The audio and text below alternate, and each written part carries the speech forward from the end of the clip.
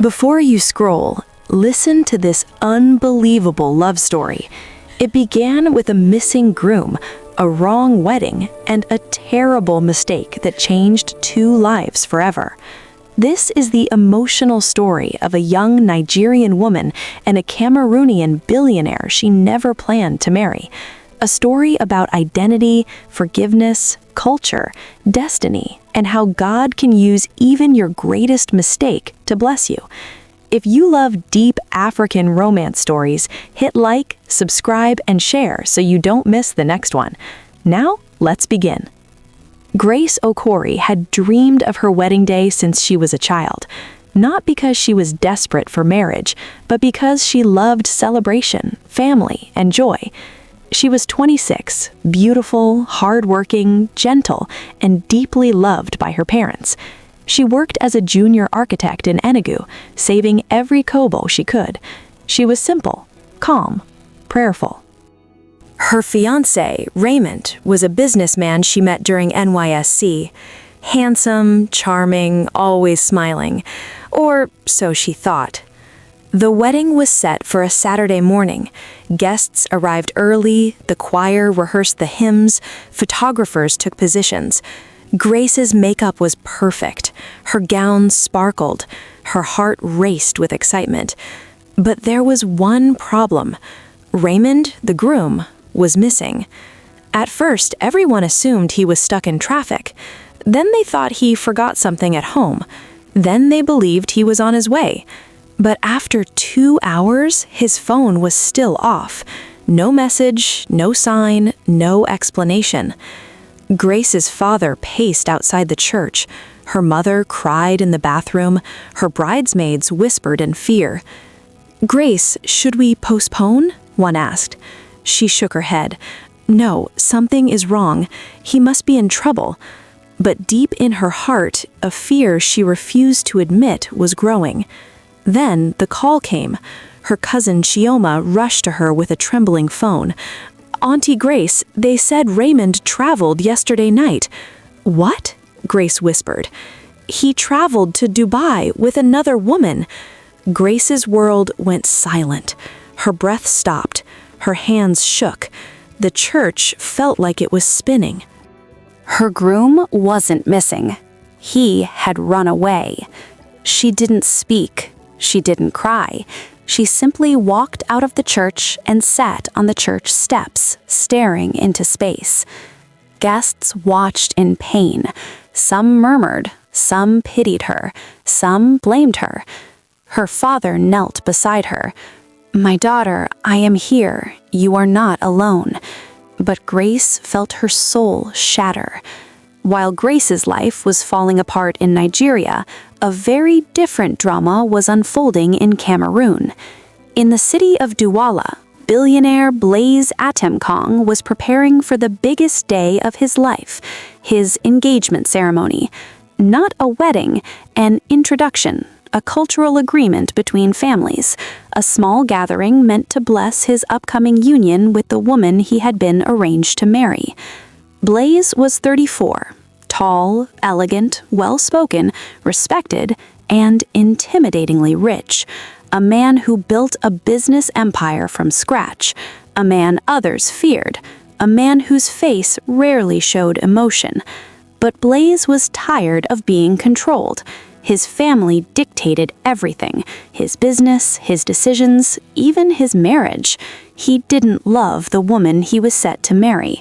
In fact, he barely knew her. So on the morning of the introduction ceremony, Blaise disappeared. His parents panicked, his relatives argued, the bride's family shouted in embarrassment. Blaise switched off his phone and drove straight to the airport. "I need air," he muttered to himself. He bought the first ticket available, to Nigeria. He didn't care where he was going, he just needed to escape. 2 hours later, he landed in Enugu. He didn't realize he was walking straight into someone else's destiny. Blaise had no hotel booked, no plan, no driver. He simply walked out of the airport and called a taxi. "Take me to any quiet place," he said. The driver smiled. "Sir, there is a big wedding happening today. Roads are blocked. I will drop you near the church." Blaze nodded. He didn't care. When the taxi stopped, Blaze stepped out right in front of the church, where Grace sat on the steps, broken and alone. He paused. She was still in her wedding gown. Her face looked pale, her eyes empty. But there was something about her presence, something soft and wounded that caught his attention. He walked closer. "Are you okay?" he asked gently. She looked up at him, a complete stranger. Something in his calm voice broke the barrier inside her. "No," she whispered. "What happened?" he asked. "My groom ran away." Silence. Blaze exhaled slowly. He knew what it felt like to be abandoned, to be disappointed, to be controlled. Without thinking, he sat beside her. "Sometimes," he said softly, "God removes someone from your life because they were holding the door closed." Grace blinked. She didn't know him, she didn't trust him, but his words were unexpectedly comforting. "Who are you?" she asked. "A man who escaped his own ceremony today," he replied. Her eyes widened. "You too?" He nodded. "I ran from a marriage arrangement." For the first time that day, Grace almost smiled. Two strangers, two broken hearts, two ruined ceremonies, sitting side by side on church steps. It felt unreal. The elders inside the church were frustrated. The congregation was restless. The officiating minister was embarrassed. Grace's father walked out to check on her and froze when he saw a tall, elegant foreign man sitting beside his daughter. "Who is this?" he demanded. Blaze stood respectfully. "My name is Blaze. I was just—" Before he could finish, chaos exploded. Aunties rushed outside. Uncles surrounded them. Women started whispering, "Is this the groom's brother? Did they replace the groom? Maybe they planned a surprise." Someone shouted, "The groom has arrived!" Grace's eyes widened. Blaze's mouth fell open. Before anyone could correct the misunderstanding, two men grabbed Blaze's arms excitedly. "Welcome, our in-law! We thought you changed your mind." They dragged him into the church, and the crowd started clapping. Grace ran after them, shouting, "No, wait, it's a mistake!" But no one listened. The pastor stepped forward. "Young man, are you ready?" Blaze stared in confusion. He opened his mouth to protest, but then he saw Grace, crying, shaking, humiliated. He remembered the pain he saw in her eyes on the steps. He remembered how his own family forced him into things he didn't want. He made a decision that shocked even him. He stepped closer to the altar and said softly, "Yes." Gasps filled the room.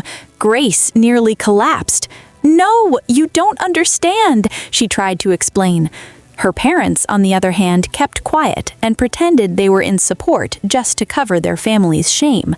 But the pastor lifted his hand.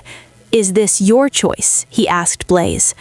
Blaze looked straight into Grace's eyes, and something shifted in his chest. "Yes," he repeated firmly, and before Grace could protest again, the pastor said, "Then by the authority given to me, I pronounce you husband and wife." The church erupted with shouts, praise, and singing. Guests rushed forward to congratulate the new couple. Grace felt dizzy. This wasn't real. This was madness. She grabbed Blaze's hand and pulled him aside. "Why did you do that?" she whispered angrily. He shrugged calmly. "You looked like someone who needed rescuing." "I didn't need a husband," she hissed. "You didn't look like you wanted to explain anything to your family either," he replied gently. Her heart pounded. Her whole life had just changed. "You don't even know me," she whispered. "I know enough," he said simply. "You were hurting. I stepped in." That answer made her angrier, but also strangely grateful. Inside the church, while confusion spread and whispers grew louder, Grace's parents remained quiet. They sat side by side, faces calm, backs straight. To everyone watching, they looked supportive, but inside their hearts were breaking. They had known Raymond, they had trusted him, they had welcomed him as family. Now, for the sake of dignity, for the sake of their daughter, they chose silence over scandal. Not because they were proud, but because in moments like this, shame is louder than tears. The crowd surrounded them again, musicians started playing, photographers took pictures. Her father hugged Blaze like a long-lost son. Her mother cried tears of joy. No one knew the truth. After the rushed celebration, Grace took Blaze home, as tradition demanded, even though everything felt like a nightmare. Her house was full of dancing, food, and excitement. Blaze remained polite, quiet, and respectful. People were impressed with him. He spoke French and English. He greeted elders properly. He carried himself with confidence. But he could see the panic in Grace's eyes. Later that night, when they were finally alone in the guest room Grace gave him, she sat on the chair while he stood by the window. "Blaze, we need to fix this," she said. "I know," he replied. "We can't stay married." "Agreed. We will go to the court on Monday and cancel the marriage." "No problem." Her shoulders relaxed a little. "But until then," he added, "I will protect your dignity. No one here needs to know what happened." She nodded slowly. "Thank you for that." "You're welcome," he said softly.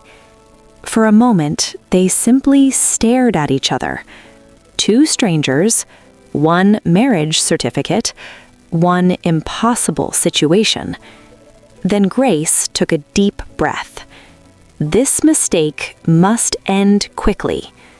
Blaze nodded, but something in his eyes suggested he wasn't as eager as she thought. The next morning, Grace's parents invited Blaze to the living room for family discussions. Grace panicked. She knew Nigerian parents, and she knew they were about to start asking questions. Her father began, "Son, where are your parents? We must greet them." Blaze cleared his throat. "They are in Cameroon, sir." Grace looked at him sharply. Her mother smiled. "Good. We will visit them after honeymoon." Grace choked on her tea. "Honeymoon?" "Yes, Na," her auntie shouted from the kitchen. "What kind of marriage skips honeymoon?" Grace felt like fainting. Blaze just hid a smile. Her father faced Blaze again. "What do you do for a living, my son?" Grace's stomach tightened. What would he say? Blaze answered casually, "I own a few companies." "Oh, nice? What kind?" her father asked. "Transportation, real estate, energy, and 1 or 2 banks." Grace froze. Her mother froze. Everyone froze. "You own what?" Grace whispered. Blaze looked at her and replied calmly, "I am a businessman." "Businessman?" she repeated. "My dear," her mother whispered, "this man is a billionaire." Grace slowly turned toward Blaze with shock. "You didn't mention any of this yesterday." He shrugged. "You didn't ask." Her family suddenly became warmer than hot puff-puff. Food increased, voices became sweeter, everyone started praising God. Grace wanted the ground to swallow her. On Monday morning, Grace and Blaze went to the marriage registry. She expected the marriage to be easily canceled, but the moment they presented their certificate, the registrar frowned. "This marriage cannot be annulled without investigation," he said. "What investigation?" Grace asked in fear. "You both signed willingly. We must ensure neither party was forced." Grace's mind went blank. "And also," the registrar added, "because one party is a foreign national, we must follow international procedures." Blaze turned to her slowly. "It may take weeks." "Weeks?" she cried. He nodded. "Possibly months." Grace nearly collapsed. "How will I explain this to my parents?" Blaze sighed. "I did not mean to trap you. I know, but what do we do now?" He looked into her eyes. "We pretend until the process is complete." She closed her eyes in pain. Pretend marriage with a billionaire who was a stranger. Her life was officially a movie. Blaze booked a hotel, but Grace's parents refused. No, husband and wife stay together. Before they could protest, the family carried Blaze's bags to Grace's room. Grace almost screamed. Later that night, when they finally had privacy, she told him, "You will sleep on the bed. I will sleep on the floor." Blaze shook his head. "No, you take the bed. I will take the couch." "I can't let you—" "Grace," he said gently, "calm down." She swallowed hard. She was too anxious to argue. He slept on the couch. She slept on the bed. But neither of them slept peacefully. Days passed, and pretending to be married became harder. People kept asking, "When is the real wedding event? Where are your in-laws? When will you have children? When is your traditional ceremony?" Grace began to hate the lies. Blaze saw her stress and started doing small things to help. He made breakfast, he drove her to work, he spoke to her parents respectfully, he handled bills, he stepped in whenever people troubled her. Slowly, very slowly, Grace's fear began to fade, and she realized something strange. She felt safe with him. Too safe. One evening, it rained heavily. Thunder shook the sky. Lightning flashed. Grace hated storms. Since childhood, they triggered her anxiety. She curled on her bed, trying to calm down, but her heartbeat was racing. A soft knock came on her door. "Grace, are you okay?" Blaze asked. She didn't answer. Her voice was trapped in fear. He opened the door and paused when he saw her trembling. "Are you scared?" he asked gently. She nodded, embarrassed. Without hesitation, he sat beside her. "It's just thunder," he said softly. "You are safe." When lightning flashed again, she grabbed his arm. He didn't move. He simply held her hand. And for the first time in weeks, she cried. Not because of the thunder, but because she finally felt the pain of everything she'd been carrying. The wedding humiliation, the lies, the stress, the confusion, the fear of the future. Blaze said nothing. He just held her until she fell asleep. When she woke up, he was still sitting there, watching over her. Her chest tightened. "Why are you being so kind to me?" she whispered. He smiled a little. "Because for the first time in a long time, I feel free with someone." Her heart skipped. Something was changing, something real, and it scared her. Days later, Blaze finally opened up. They sat outside under the evening sky, talking softly. "You think I am strong, but I have lived my whole life controlled by my family." "What do you mean?" she asked. "My father built an empire and expected me to follow every rule. Who I marry, where I go, what I say, what I do." Grace listened quietly. "He thinks money gives him right to own my life." "Is that why you ran?" she whispered. He nodded. "Yes, I just wanted one thing in my life that I chose myself."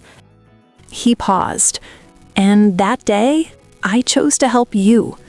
Their eyes met, and something shifted between them. Trust, respect, maybe even affection. Grace wasn't ready to admit it. The peaceful pretending came to an end when an unexpected black SUV parked outside Grace's house one morning. Her mother ran inside, shouting, "Grace! Grace! People from Cameroon are outside!" Grace's heart dropped. Blaze walked out calmly, but froze when he saw who stepped out of the SUV. His mother, his father, his uncle, his aunt, 5 bodyguards. His mother's voice shook with rage. "Blaze, you ran away from your marriage and ended up marrying a stranger?" Grace felt faint. Blaze's father pointed at her. "Is this the woman? The Nigerian girl? The one you married without our approval?" Grace stuttered. It was a mistake." His mother shouted. "A mistake? Marriage is not a mistake." The entire neighborhood gathered. Children peeped through windows, aunties whispered, men shook their heads. Grace's parents came out, confused and embarrassed. "What is happening?" her mother asked. That was when Blaze's father dropped the bomb. "Our son is a billionaire. He is supposed to marry into a powerful family, not someone like her." Grace's knees weakened. Her father stepped forward angrily. "With all due respect, sir, my daughter is not someone like her. She is educated, hardworking, fearfully and wonderfully made." Blaze's father sneered. "She is beneath him." Grace felt a sharp pain in her chest. Before she could speak, Blaze stepped forward. "No," he said firmly, "she is not beneath me. She is better than the entire room combined." His father's jaw dropped. His mother gasped. Grace stared at him, stunned. Blaze continued. "This woman helped me breathe when I was drowning. She treated me like a human being, not a machine. I will not allow you to insult her." His father's eyes flashed with anger. "So you choose her over your family?" Blaze didn't blink. "Yes." Blaze's family demanded that the marriage be annulled immediately. They even threatened legal action. Grace cried all night. She didn't want to hold Blaze back. She didn't want his empire to suffer because of her. "I will sign the annulment tomorrow," she told him softly. "It's okay. Your family is right. This marriage was a mistake." Blaze stared at her for a long moment. Then he said, "You still don't understand, do you?" "Understand what?" she whispered. "That I don't want an annulment." Her breath caught. "I want this marriage," he said softly. "I want you." Grace's eyes filled with tears. "Why? Why me?" He stepped closer. "Because with you, I am not a billionaire. I am not a product. I am not a trophy." He gently touched her hand. "With you, I am a man, a free man." Her tears fell. He wiped them. "Just give me a chance," he whispered. "One chance to love you the right way." Grace's heart trembled. She realized the truth. This was no longer pretend. This was no longer accident. This was destiny. Grace didn't answer immediately. She prayed, she thought, she cried, she asked God for direction. The next morning, she walked to Blaze with trembling hands. "I am afraid," she whispered. "I know," he replied softly. "But I am willing to try," she said. He smiled, a rare, genuine smile. "Then we will face everything together." They informed their families. Blaze's family resisted at first, but seeing his determination, they slowly accepted. Grace's parents gave their blessing with joy, and for the first time, the accidental couple became a real couple. 1 year later, Grace and Blaze renewed their vows in a beautiful ceremony attended by both families. This time, there was no rushing, no lies, no confusion, just love, growth, healing, unity between two cultures. Grace became the CEO of Blaze's Nigerian branch. Blaze learned to cook Nigerian food. They built a quiet, peaceful home filled with laughter. And every time someone asked, "How did you two meet?" they smiled and said, "It's a very long story." But deep inside their hearts, they knew. What the world called a mistake, God called a miracle. Moral lesson of the story: trust God's timing and plan. Sometimes what feels like a mistake or loss is actually God's way of guiding you to something better. Grace's heartbreak led her to a true partner she never expected. Courage to break free. Blaze's willingness to escape an arranged path shows the importance of standing up for your own choices and freedom. True love is about respect and care. Real love is not about wealth, status, or appearances. It's about connection, trust, and mutual support. Blessings can come from unexpected places. Life's surprises, even mistakes, can turn into blessings when handled with faith, integrity, and courage. Unity and understanding between cultures. Love can bridge cultural gaps when both hearts are willing to grow and compromise. If this story touched your heart, please like, subscribe, comment, and share. Your support helps these emotional African stories reach more people. Thanks.